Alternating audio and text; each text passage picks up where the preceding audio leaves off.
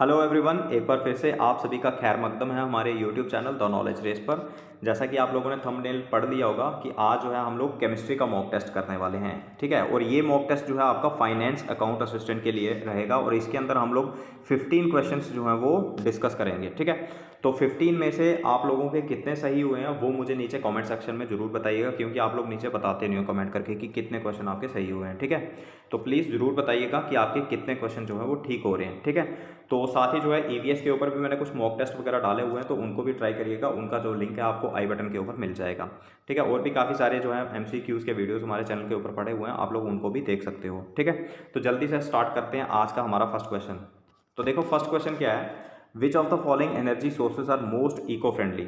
तो यहाँ पे चार जो है आपको एनर्जी के सोर्सेज दिए हुए हैं, तो इनमें से बताना कि इको फ्रेंडली कौन से हैं। तो अब आपको पता है इको फ्रेंडली का मतलब सीधा सा क्या होगा कि जो पोल्यूशन कॉज नहीं करेंगे। तो आप ढूंढो इनमें से। पेट्रोलियम है, ये तो पोल्यूशन करता है, आपको पता है। उसके बाद सीएनजी जो होती है, कंप्रेस्ड नेचुरल गैस। अब देखो ये जो है एक ऐसा हमारे पास एक तरीके से फ्यूल होता है सीएनजी, जो क्लीनेस्ट माना जाता है अमंग अदर फॉसिल फ्यूल्स, जो जैसे पेट्रोलियम है, डीजल है, ठीक है ना। उनके कंपैरिजन जो है इसको काफ़ी क्लीन माना जाता है, लेकिन फिर भी ये थोड़ा बहुत जो है वो पोल्यूशन कॉज करता है, तो इसको इको फ्रेंडली हम यहाँ पे नहीं बोल सकते हैं। उनके कंपैरिजन में पेट्रोलियम, डीजल या कैरोसिन के कंपैरिजन में ये होता है, लेकिन ऐसे नहीं होता। उसके बाद है विंड एनर्जी और उसके बाद है जियो थर्मल एनर्जी। तो अब यहाँ पे देखो हमारे पास जितने भी फॉसिल फ्यूल होते हैं, जैसे आपका पेट्रोलियम है, सीएनजी है, एलपीजी है, जहाँ और कोई दूसरा जो है आपका डीजल, कैरोसिन वगैरह है, तो वो पोल्यूशन कॉज करते हैं। लेकिन विंड एनर्जी जो होती है या फिर जियो थर्मल एनर्जी जो होती है ना, ये पोल्यूशन इतना कॉज नहीं करते, इसलिए जो है इनको हम लोग इको फ्रेंडली बोलते हैं। जैसे आपका सोलर एनर्जी वगैरह भी इसके अंदर आ जाएगा, टाइडल एनर्जी वगैरह भी जो है इसके अंदर ही आ जाएगा, ठीक है ना। तो ये जो है हमारे कैसे होते हैं, इको फ्रेंडली होते हैं। तो देखो अब ऑप्शन में 1 और 2 ये तो नहीं आएगा, उसके बाद 2, 3, 4 ये भी नहीं आएगा, हमारा आंसर आएगा 3 और 4, ठीक है ना, विंड और जियोथर्मल एनर्जी। तो ये था हमारा फर्स्ट क्वेश्चन। नेक्स्ट देखो, arrange the following metals in order of their reactivity. अब यहाँ पे 4 मेटल्स आपको दिए हुए हैं, इनकी रिएक्टिविटी का ऑर्डर जो है आपको बनाना है। तो अब देखो ये क्वेश्चन आपसे तब तक मतलब सॉल्व नहीं होगा जब तक आपको रिएक्टिविटी सीरीज पता नहीं है। अब रिएक्टिविटी सीरीज क्या होती है कि हमारे पास जो है एक अरेंजमेंट है अलग अलग मेटल्स का, जिसके अंदर हम लोग टॉप पे जो है ऐसे मेटल्स को रखते हैं जिनकी रिएक्टिविटी यानी कि बहुत ज़्यादा है, और नीचे जो है नीचे बॉटम में ऐसे मेटल्स आ जाते हैं जिसके अंदर उनकी रिएक्टिविटी जो है कम है। तो यहाँ पे आप लोग देख सकते हो रिएक्टिविटी सीरीज क्या होती है, ये आप लोग यहाँ से पढ़ लो। उसके बाद पूरा यहाँ पे ये दिया हुआ है कि कौन से मेटल्स जो है ज़्यादा रिएक्ट करते हैं, कौन से कम करते हैं। तो अब बीच में यहाँ पे आप लोग देख रहे हो ना, ये एक हाइड्रोजन है, तो ये इसके नीचे जितने भी मेटल्स हैं ये हाइड्रोजन से कम रिएक्टिव होते हैं, ऊपर वाले जो हैं वो ज़्यादा होते हैं। तो ये एक तरीका है इसको लर्न करने का। अब देखो हमारे पास क्वेश्चन में पीछे क्या है, हमारे पास जो है यहाँ पे है जिंक, सोडियम, आयरन और मैग्नीशियम। तो अब यहाँ से आप लोग ईजिली देख सकते हो, सबसे पहले क्या है हमारे पास यहाँ पे जिंक है, ठीक है। उसके बाद सोडियम है। अब जिंक देखो यहाँ पे ये है हमारा जिंक, ठीक है। उसके बाद क्या था, सोडियम था। उसके बाद क्या था हमारा, मैग्नीशियम था। और फिर क्या था हमारा लास्ट में शायद आयरन है, ठीक है ना। तो अब यहाँ से इजीली जो है आप लोग इसको ऑर्डर में कर सकते हो। तो सबसे पहले हमारे पास कौन सा आ गया, सोडियम, उसके बाद मैग्नीशियम, फिर जिंक, फिर आयरन। तो अब देखो ऑप्शन में सबसे पहले क्या था हमारे पास, सोडियम, मैग्नीशियम, फिर जिंक और फिर आयरन, ठीक है ना। तो ऐसे ही था ना। तो ये वाला जो है डी वाला हमारे पास यहाँ पे करेक्ट ऑप्शन हो गया, ठीक है। अब क्वेश्चन नंबर 3 देखो। क्वेश्चन नंबर 3 क्या है, nitrogen is about 78% in the atmosphere, still it is very less reactive. तो ऑप्शंस देखो, लार्जर एटॉमिक साइज है, या हाई इलेक्ट्रोनेगेटिविटी है, या हाई डिसोसिएशन एनर्जी है, या फिर ये सारे के सारे ऑप्शन इसके अंदर आते हैं। तो देखो जो हमारा नाइट्रोजन होता है ना, नाइट्रोजन की अगर मैं बात करूं तो उसके अंदर क्या होता है, 3 बॉन्ड्स होते हैं। N2 का जो एक मॉलिक्यूल होता है उसमें 3 बॉन्ड्स होते हैं, ठीक है। तो अब जितने ज़्यादा बॉन्ड्स होंगे किसी एक एटम के बीच में, सिंपल सी मैं आपको बात बताऊंगा कि अगर आपके पास एक स्टिक है उसको तोड़ना आसान होगा, या आप लोग 3 स्टिक्स जो है वो ले लेते हो, ठीक है ना, उनको तोड़ना आसान होगा। ऑब्वियसली बात है कि 3 स्टिक्स को तोड़ना मुश्किल होगा। तो इसीलिए जो है नाइट्रोजन के अंदर जो बॉन्ड डिसोसिएशन एनर्जी होती है ना, वो बहुत ज़्यादा होती है, क्योंकि अगर बहुत ज़्यादा एनर्जी हम उसको देंगे तो तभी वो टूट पाएगी। तो इसीलिए जो है नॉर्मल केसेस में अगर हम लोग बात करें तो उतनी एनर्जी नहीं होती, डिसोसिएशन एनर्जी, जो N2 की जो है बॉन्ड को तोड़ पाए इजीली, ठीक है ना।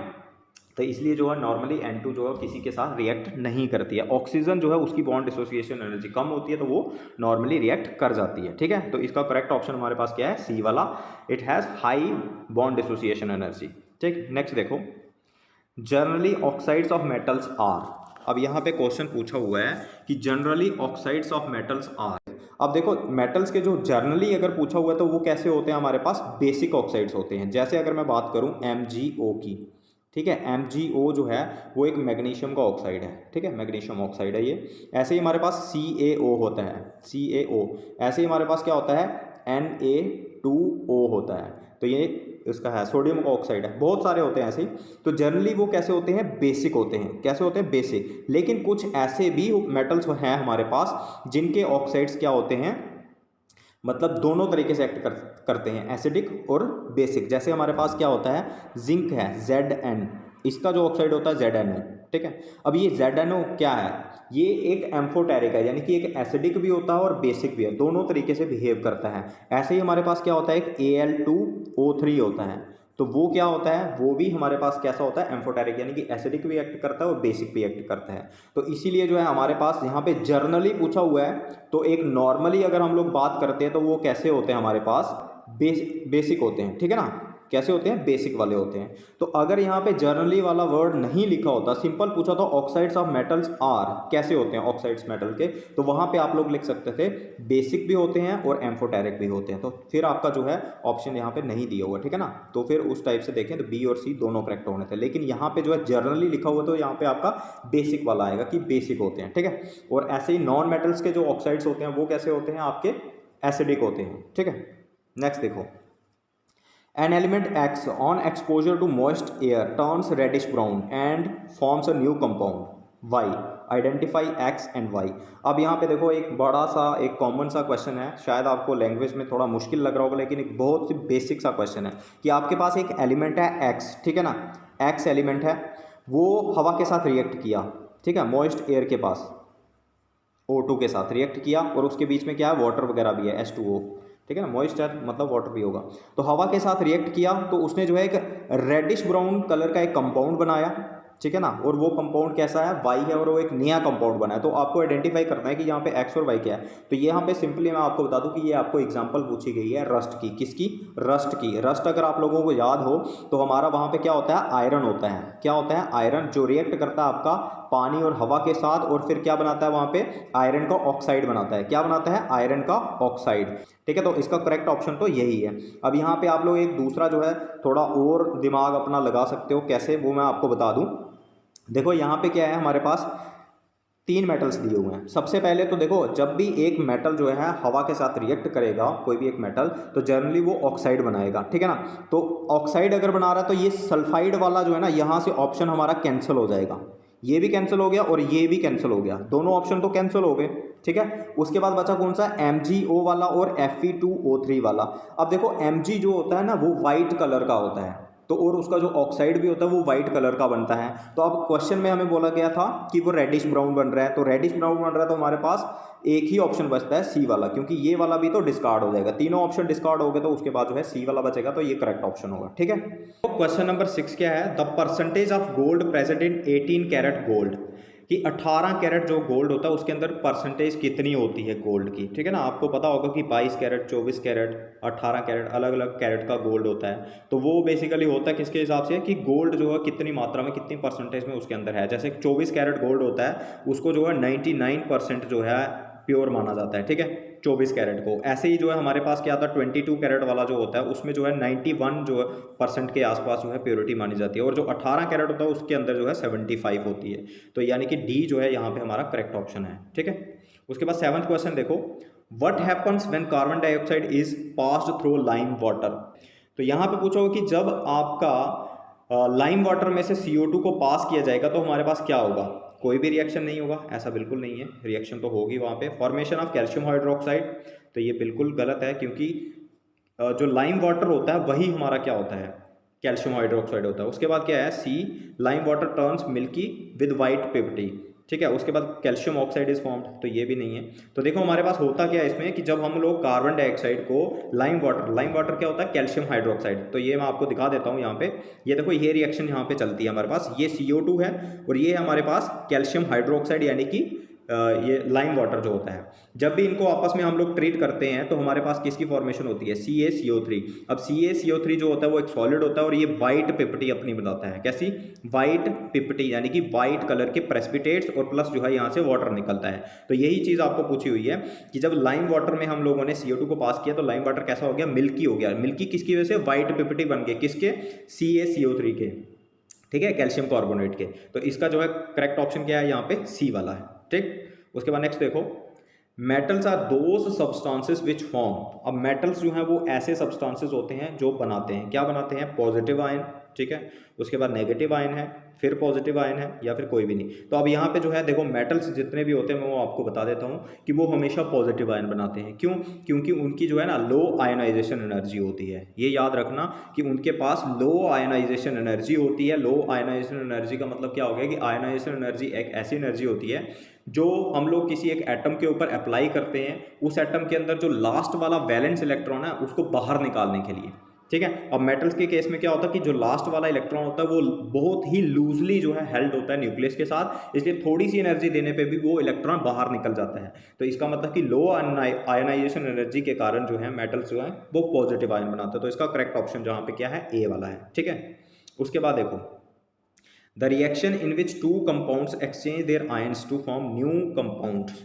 अब यहाँ पे जो है ये आपकी टाइप्स ऑफ रिएक्शन से आया हुआ है, ऑक्सीडेशन रिडक्शन, ठीक है ना, रिडॉक्स रिएक्शन जहाँ पे फर्स्ट ऑप्शन है, उसके बाद है डिस्प्लेसमेंट रिएक्शन, उसके बाद है डबल डिस्प्लेस, उसके बाद है कॉम्बिनेशन। अब आपको ऑक्सीडेशन रिडक्शन रिएक्शन अगर याद हो, साइमल्टेनियसली एक ऐसी रिएक्शन जिसके अंदर ऑक्सीडेशन होती है एक चीज़ की और दूसरे की रिडक्शन होती है, उसको रिडॉक्स रिएक्शन कहा जाता है। डिस्प्लेसमेंट में क्या होता है कि एक आयन जो है दूसरे को डिस्प्लेस कर देता है, यानी कि बाहर निकाल देता है, एक की जगह पे दूसरा आ जाता है। डबल डिस्प्लेसमेंट में क्या होता है कि एक की जगह पे दूसरा आया और दूसरे की जगह पे पहला आएगा। ठीक है, और कॉम्बिनेशन में क्या होता है कि दो जो है आपस में मॉलिक्यूल्स जब कंबाइन करते हैं उसको कॉम्बिनेशन बोलते हैं। तो अभी क्वेश्चन पे आपके पास पूछा गया है कि एक ऐसी रिएक्शन है जिसके अंदर जो है दो कंपाउंड आपस में अपने आयंस को एक्सचेंज कर रहे हैं और दो नए कंपाउंड बन रहे हैं, तो वो आपको ऑब्वियसली पता होगा ना, डबल डिस्प्लेसमेंट में होता है। ठीक है, अगर आपको समझ नहीं आ रही है तो मैं ऐसे बता देता हूँ, जैसे आपके पास है AX है और एक क्या है BY है, तो ये दो आपके पास क्या है, मॉलिक्यूल्स हैं।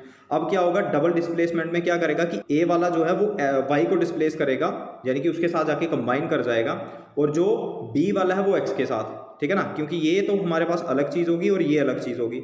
अब जब रिएक्शन हुई, जब आपस में इन दोनों ने एक दूसरे को डिस्प्लेस किया, तो उसके बाद क्या बनेगा, AY बनेगा और प्लस जो है BX बनेगा। ठीक है ना, तो आपस में क्या हुआ, इन्होंने डिस्प्लेसमेंट की, दोनों ने डबल डिस्प्लेसमेंट हो रहा है यहाँ पे। ठीक है, तो इसलिए जो है इसका आंसर है सी है। नेक्स्ट देखो, question number 10, in thermal power plants which form of energy is converted into electricity. Thermal power plants जो होते हैं उनके अंदर किस चीज़ को जो है कन्वर्ट किया जाता है इलेक्ट्रिसिटी में, तो वो आप लोगों को पता है। थर्मल का मीनिंग ही क्या होता है, हीट। ठीक है ना, थर्मल का मतलब क्या होता है, हीट। तो हीट एनर्जी से जो है, हीट जब पैदा होती है हमारी, तो वहाँ से जो है टरबाइन को चलाया जाता है, तो वो आगे वो इलेक्ट्रिसिटी प्रोड्यूस करता है। ठीक है ना, तो नेक्स्ट देखो, तो यहाँ पे ऑक्साइड्स को आपको दिए हुए हैं कुछ, तो इनमें से जो है आप लोगों ने कौन से एसिडिक वाले ऑक्साइड्स जो हैं उनको चूज़ करना है। तो मैंने पहले ही आप लोगों को बता दिया कि एसिडिक ऑक्साइड्स जो हैं वो हमारे कौन बनाते हैं, नॉन मेटल। पिछले क्वेश्चन में बताया ना मैंने।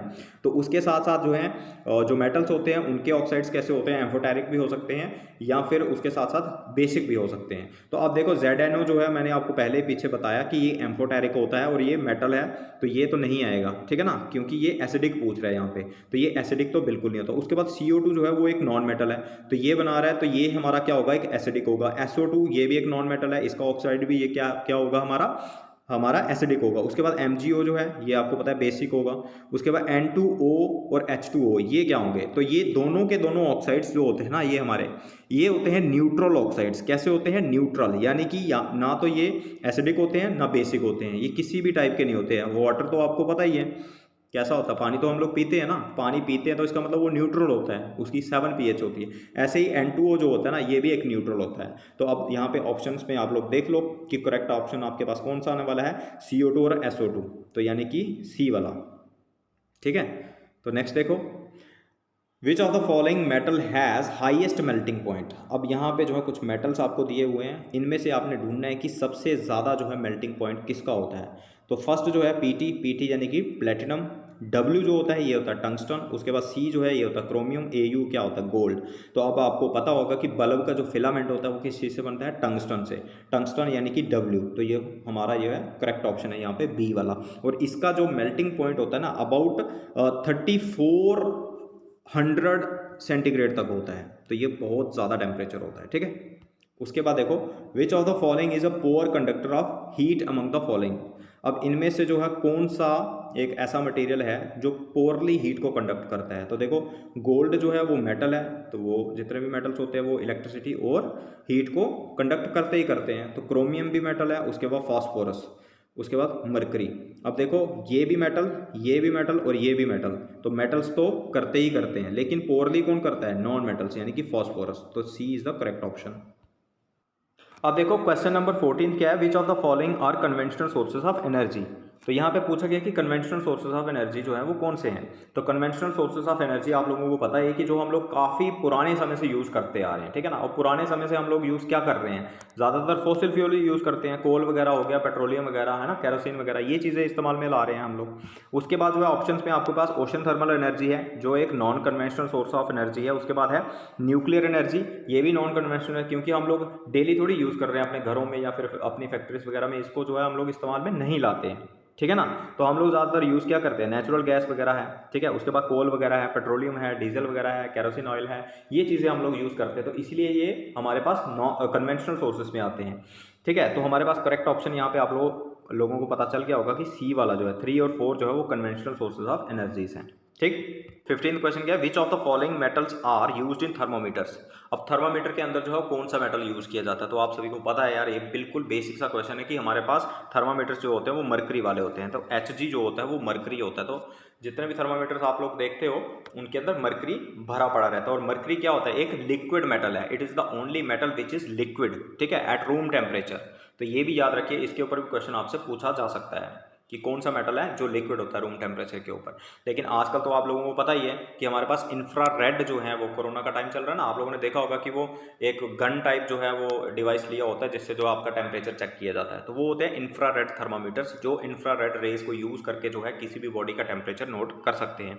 तो ये थे हमारे 15 क्वेश्चन। तो कितने आपके सही हुए हैं तो प्लीज़ कमेंट सेक्शन में मुझे बताओ। और भी काफ़ी सारी वीडियोस वगैरह जो है हमारे चैनल के ऊपर पड़ी हुई हैं, तो आप अपने जो तैयारी वगैरह है उसको बूस्ट अप कर सकते हो, ठीक है। तो मिलते हैं नेक्स्ट वीडियो में, तब तक के लिए हैप्पी लर्निंग।